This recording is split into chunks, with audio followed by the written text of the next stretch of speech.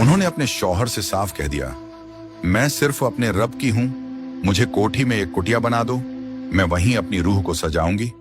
उनके शौहर ने नफ्स की नहीं, दिल की सुनी। राबिया को बहन की तरह कबूल किया और दूसरी शादी कर ली।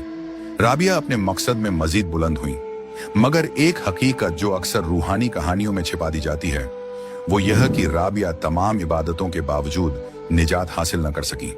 उनकी रूह को फिर तजदीद पैदाइश से गुजरना पड़ा। इस दुनिया ए फानी से रुखसत के बाद वो अगले जन्म में एक आम लड़की बांसुरी बनी, फिर एक बदकार औरत जैसी जिंदगी जी, मगर उनकी रूह फिर भी पाक रही, क्योंकि उसमें अब भी तलब ए हक बाकी थी।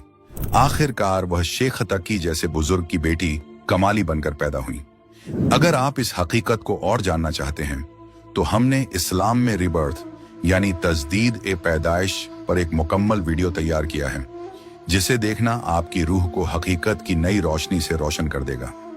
मगर इस तमाम दास्तान का असल पैगाम सिर्फ इतना है, राबिया बसरी जैसी पाक रूह भी अगर मुकम्मल निजात न पा सकी तो इसका मतलब यह नहीं कि उनकी इबादत में कमी थी, बल्कि उनकी इबादत मुकम्मल वली यानी सदगुरु की पनाह से महरूम थी।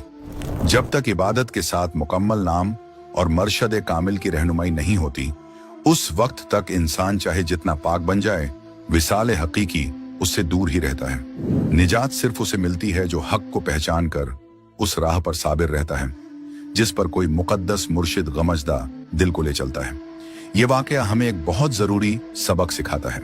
हालांकि हजरत राबिया की नेक रूह उस जन्म में अपनी एक गलती की वजह से, यानी अपने मुकम्मल मुर्शिद के बताए हुए हक के रास्ते से हट जाने के सबब मुकम्मल नजात हासिल नहीं कर पाई। वो पाक रूह आवागमन के चक्कर में कैद रही, बार बार पैदाइश और मौत के फेर में पड़ती रही। लेकिन मालिक कबीर साहब की मेहरबानी देखिए।